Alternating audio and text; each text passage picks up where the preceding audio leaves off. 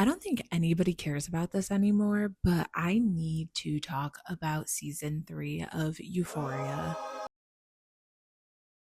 So it's been a couple weeks now. The third and final season of Euphoria is done. Sam Levinson has done an interview confirming this is the end of the series, which we all knew to begin with. Like, Sam, thank you for stating the obvious. But I need to be so honest when I say I didn't hate season 3. Hear me out. Hear me out before you click off this video. For what it was and coming in with zero expectations, like I wasn't expecting it to be a masterpiece. I thought it was entertaining. I thought it was decent. Did all of the storylines and characters make sense? Not really, but does it matter? What are we so mad about? Was it the best show ever written? No, but neither were the previous 2 seasons. I don't think anyone ever actually liked Euphoria. I think that we liked the aesthetic of Euphoria and it had a banger soundtrack, which is fair.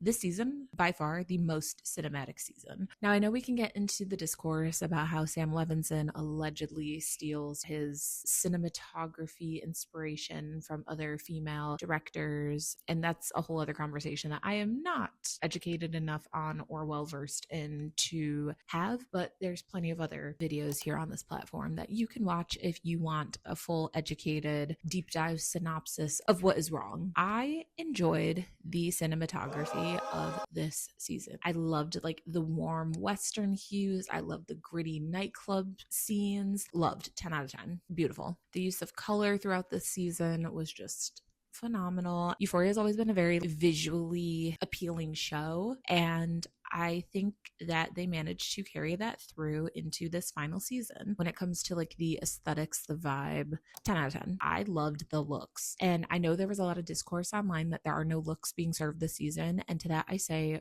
where? Where? Go ahead, tell me.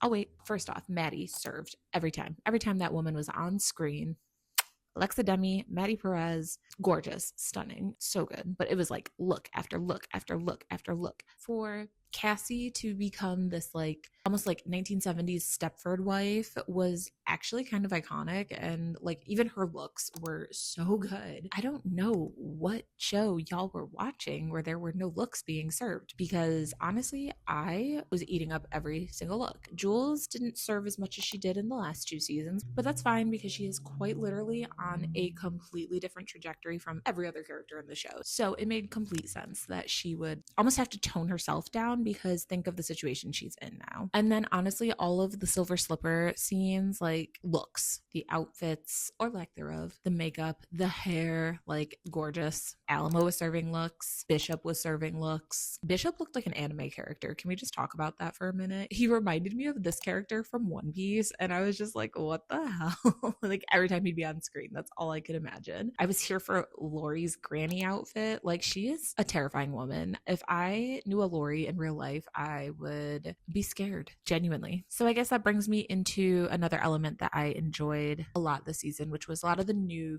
characters. Alamo, diabolical. Loved the character though. He was awful, but he was so enjoyable to watch. And then I found out that actor's British. Excuse me? So good. One thing you can never take away from Euphoria is the casting department for this show knocks it out of the park every time. I don't know how they do it, but every time it's incredible. Bishop also was so terrifying. Anytime you bring a monotone character into a show, I'm going to die. I adored Bishop though, and I knew before anything even happened, his little kitchen feels for Maddie, I just knew he was going to be the one to turn around. I was like, he's a double agent. Something tells me that that man is waiting for the right moment and he is going to blow this all up and get out of here. And I was right. I absolutely despised Lori's family. I really don't think the entire Nazi family group needed to be a thing. There was just something very off-putting about every scene that was in that house. Just made me so uncomfortable. And the fact that Faye just kind of was going along with it was so alarming to me. Yeah, I don't know. We could have done without Lori's Nazi family storyline, but whatever. I guess it moved the story forward enough. Who else is going to be smuggling drugs into this country? I mean, Kitty, Magic, and Angel. I know that none of them had like an insane amount of screen time, but they had enough to make an impact. Magic, Rosalia, you did great, girl. I will say, I do agree that I wish we got some type of closure on her storyline or something. She just kind of like MIA at the end, which was weird because she was so prominent during all the club scenes. All the behind the scenes of the season sounded like a shit show, so who knows what happened. Kitty, gorgeous, stunning. She was so funny. Her during the raid was hilarious in the back of the ambulance. I thought genuinely that Kitty was going to be the one to get everybody like caught. I also knew they switched out the van, especially with the soda thing. I knew it. They were making too much of like a to-do of showing really weird details in the car. So I just knew they were going to swap out the ambulance. And then Angel, sweet, sweet Angel. I wish we would have justice for her. That actress, gorgeous,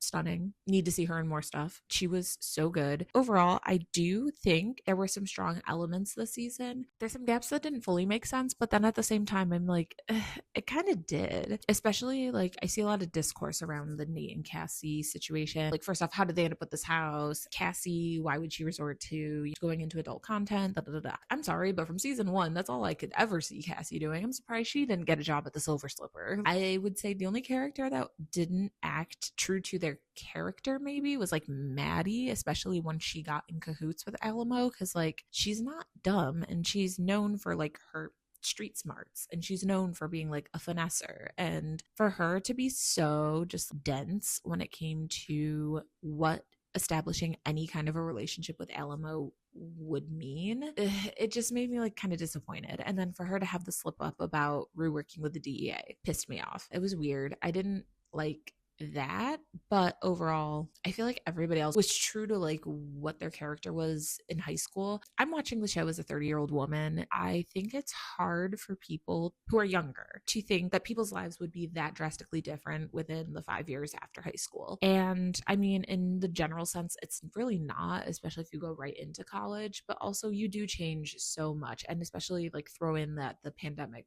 happened during this time. I remember life being a student pre-pandemic and then being in the world as an adult working as the pandemic happened, and then having to figure out how to rebuild when things opened back up. It just didn't seem like it was that out of left field that they ended up how they ended up. Am I making any sense in this video? I wanted to touch on the whole religious element of this season. The entire sub story of this season be Rue working through the Bible and like reading and listening to the Bible. I think that's so personal. We only see her physically in a church once in the entire show, and it reminds me of like the auditorium scene in season 2 after the play, during the play, whatever, and she's like having this like out of body moment of her examining her own life as an audience member and not as an active participant in the story. I liked that they carried through this theme of faith and the Bible, not in a traditional sense of, oh, everything works out once you like find God. It's like, honestly, if anything, Rue found God in her life got worse because look at the situations that she's in. Of course, at the end of the day, you can be the biggest believer, but like we all are still active participants in reality and existence, and our decisions, our choices, the way we live day to day. You can have a foundation of what you believe to be true, what you believe to be right. I liked the approach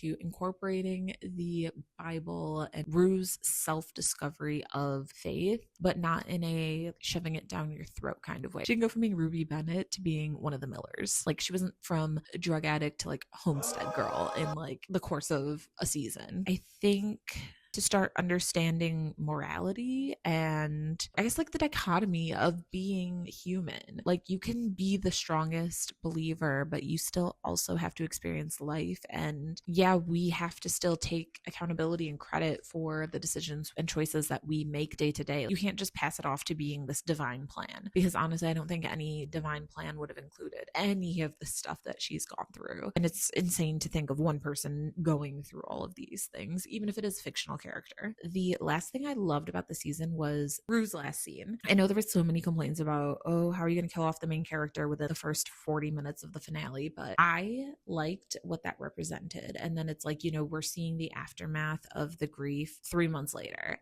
Rue's death scene for me was the most insane callbacks, symbolism, all of that. I started picking up pretty quickly on the fact that she was ODing and this was like it when she was wearing the maroon hoodie while she was running away from the cops to get home. Waking up to like Fesco escaping was crazy. Like I didn't really think anything of it at first. And then the pill bottle was still sitting on the coffee table, but I didn't think anything of it. She like leaves. I don't know what the plan was, but her going back to the gas station that's been closed down. It's dead. There's nothing there. It was weird. It was a very weird sensation. Like I don't know, I got a weird feeling. And then I noticed when she was talking to the cop, I was like, oh, she's wearing that damn maroon hoodie again. I haven't seen that all season. Why is she wearing that?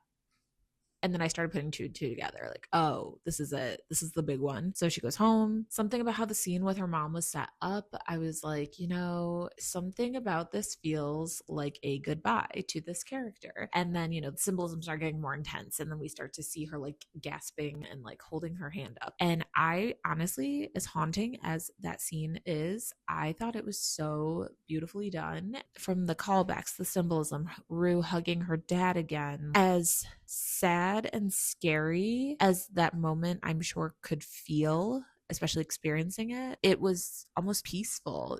She's able to kind of return to a point where her demons all began, being home after her dad passed and not being able to cope with the grief. She's lost ties with her mom, and being able to see her and say goodbye, like, especially after everyone making it to do about them only having a phone call this season. They're estranged. Why would they see each other? I don't know. It seems like a lot of people haven't been in complicated relationships, and it really shows. The thing that killed her wasn't because she consciously was doing it. It was a complete innocent moment where she thought she was doing the right thing, and that's what killed her. She actually was being responsible for the first time ever when it came to a painkiller and wasn't abusing it. And for her to be listening to the Bible as this is all happening is also very like meta. I don't know. I liked it. I really enjoyed that whole scene. It felt like heavy but light at the same time, if that makes any sense. It was a sad goodbye. Like I got very teary-eyed watching it, but it was also very comforting in a weird way. I wish she didn't go out like that, especially because like we were all rooting for her and we're like, oh, she's getting it together. She's getting it together. It does speak volumes to what does happen in situations where people do go through a sobriety journey and, there is an accidental situation. This was obviously intended. Elmo swapped the pills out with laced pills. He gave her that first Vicodin just to build the trust.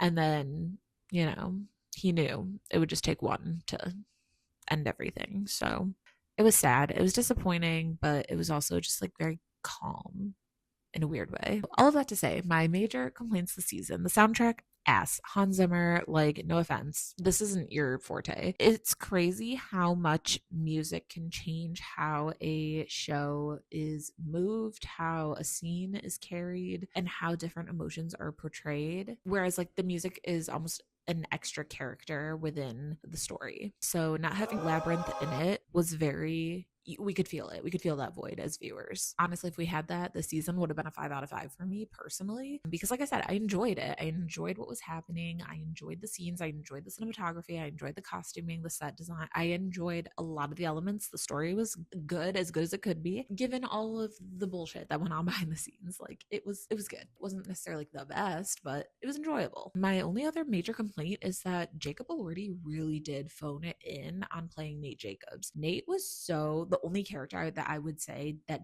was a complete 180 of who they were prior. And you could say, oh, that's growth, that's this, that's that, whatever. Nate Jacobs did not go to therapy and just become like a softie all of a sudden, because he still sucked. He just was being like very submissive to the bigger players in the situation he built for himself. I don't know. And it was like everything from the acting to just even the character himself. Like I just feel like Jacob Elordi did not care. He was so checked out at this point. He had that Elvis bag from prior to filming, and then he was getting that Wuthering Heights bag after. He was just phoning it in for Nate Jacobs, and you cannot change my mind on that. Overall, I would give this season like a solid 4 out of 5.